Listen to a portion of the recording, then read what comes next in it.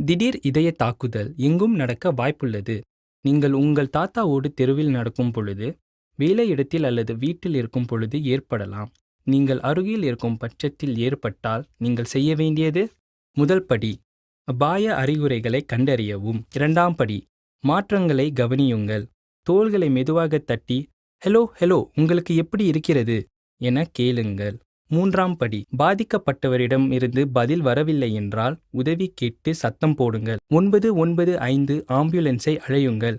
AED கொண்டு வாருங்கள் என கூறி சத்தம் போடுங்கள். நான்காம் படி, காற்றோட்டத்திற்கு வழி செய்யுங்கள்.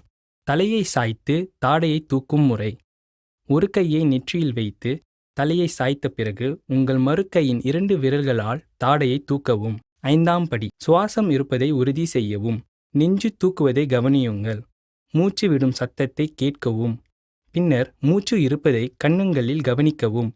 சுவாசிக்காமல் மூச்சு திணறினால் நெஞ்சை அழுத்த வேண்டும். நெஞ்சு அழுத்துதல்.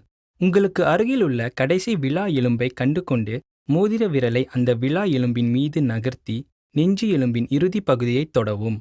கைகாட்டி விரலை மோதிர விரலின் அருகில் வைத்து இன்னொரு கையை மோதிர விரலின் மீது வைத்து மூடவும். முழுங்கையை வைத்து கையை நீட்டி ஒரு நிமிடத்திற்கு 100 என 30 நெஞ்சு அழுத்தத்தை தொடங்கவும். 1 and 2 and 3 and 4 and 5 and 1 and 2 and 3 and 4 and 10 and 1 and 2 and 3 and 4 and 15 1 and 2 and 3 and 4 and 20 1 and 2 and 3 and 4 and 25 1 and 2 and 3 and 4 and 30. ஒவ்வொரு அழுத்தத்திற்கு பின்னரும் நெஞ்சு இயல்பு நிலைக்கு வரும் வரை காத்திருக்கவும்.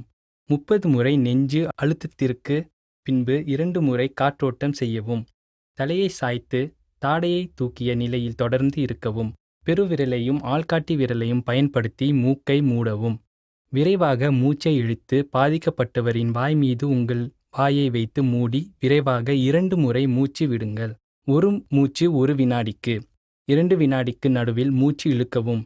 ஒவ்வொரு சுவாசத்திற்கு நடுவிலும் மூக்குப்பிடியை தளர்த்தி சிபிஆர் தொடங்குங்கள். பாதிக்கப்பட்டவரிடம் ஏஇடி கொண்டு வரப்பட்டதும் சிபிஆர் தடங்கலின்றி தொடர்ந்து செய்யவும். ஏஇடி வழிகாட்டிகளை கேட்டு பின்பற்றவும். சிபிஆரை தற்காலிகமாக நிறுத்தும்படி ஏஇடி காட்ட நேரிடும். மருத்துவ உதவி வரும் வரை சிபிஆரை தொடர்ந்து செய்யவும்.